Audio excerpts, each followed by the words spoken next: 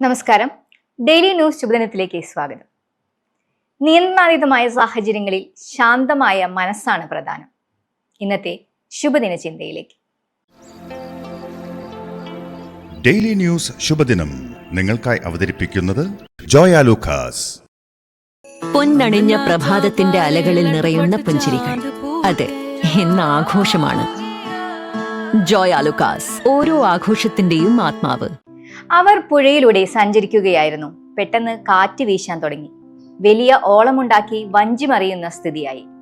അവൾ ഭർത്താവിനോട് പറഞ്ഞു, നമ്മൾ അക്കരെ എത്തുമെന്ന് തോന്നുന്നില്ല. അതിനു മുമ്പ് തന്നെ നമ്മുടെ വഞ്ചി മറിയും. ഇനി എന്തു ചെയ്യും? നിങ്ങൾക്ക് പേടി തോന്നുന്നില്ലേ? അവൾ ആകുലതയോടെ ചോദിച്ചു.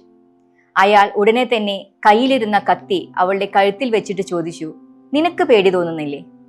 ഭാര്യ പുഞ്ചിരിച്ചുകൊണ്ട് പറഞ്ഞു, ഞാൻ എന്തിനാണ് പേടിക്കുന്നത്? കത്തി നിങ്ങളുടെ കയ്യിലല്ലേ? നിങ്ങൾ എന്നെ സ്നേഹിക്കുന്നുണ്ടെന്ന് എനിക്കറിയാം.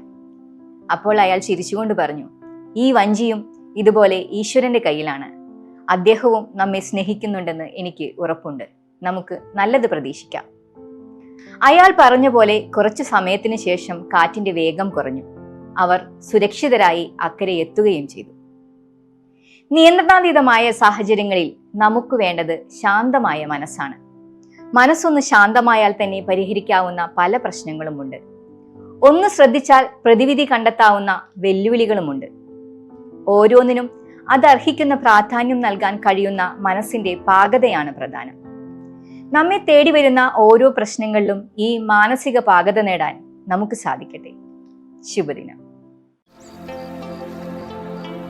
ഡെയിലി ന്യൂസ് ശുഭദിനം നിങ്ങൾക്കായി അവതരിപ്പിക്കുന്നത് ജോയ ലൂക്കാസ്.